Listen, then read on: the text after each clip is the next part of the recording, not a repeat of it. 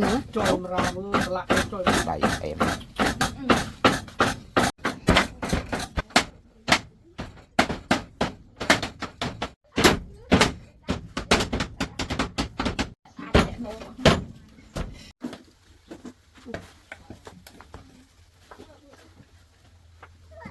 mình nước nó ta ăn đi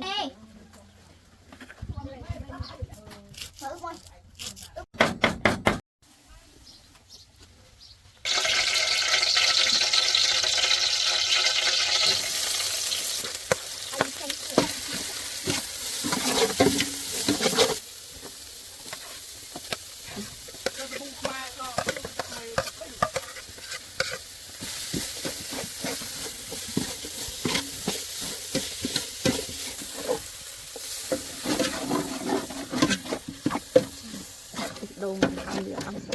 chua vậy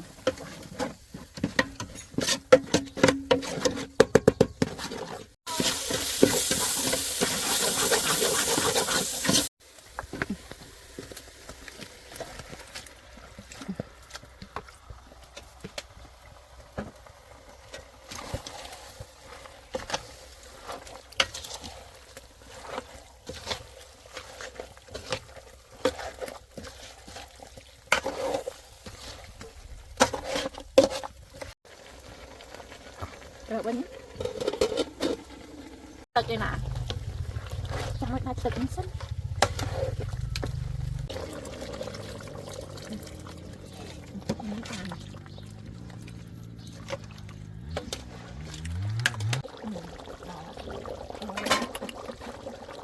như đang từ chủ tôi cũng biết nó trà nữa chẳng máu này